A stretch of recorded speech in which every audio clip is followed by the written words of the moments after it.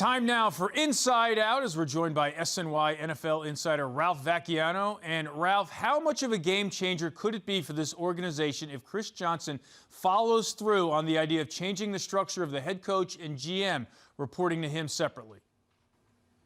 Well, it's definitely important. I think that if the coach and the GM are on the same page, that structure could work. It doesn't when they're not on the same page. So to me, the more important thing is it sounds like Christopher Johnson is really going to let Joe Douglas lead this search, and that the coach, while the Johnsons have final say in this, the coach is most likely going to be Douglas's guy. So it doesn't really matter who reports to whom. If Douglas gets his guy at coach, they can work together. That's the key to a good organization, and that's something that the Jets haven't always had in their recent history. And Ralph, the first steps of that search are already underway as the Jets are already seeking permission to speak to candidates. Here's a list of 6 names that surfaced on Monday.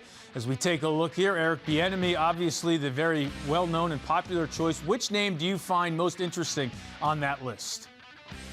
Well, to me, it's Giants defensive coordinator Patrick Graham, who I think is a very worthy candidate, but probably not going to get a job this time around.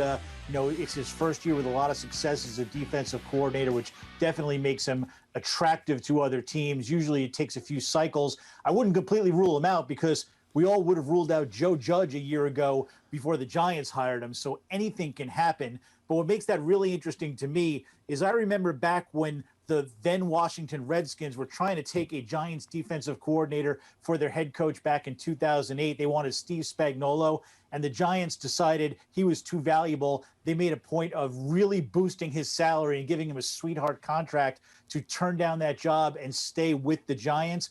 It would be hard for me to believe that the Giants would let Graham go to the Jets without a fight. So if the Jets do decide he's their guy, that could shape up as a really interesting battle between the two teams. And Ralph, that takes us to the Giants, and you've been on Dave Gettleman watch for a while now with your columns on SNY.TV and here on Sports Night. So what's the latest on the status and the future of the Giants general manager?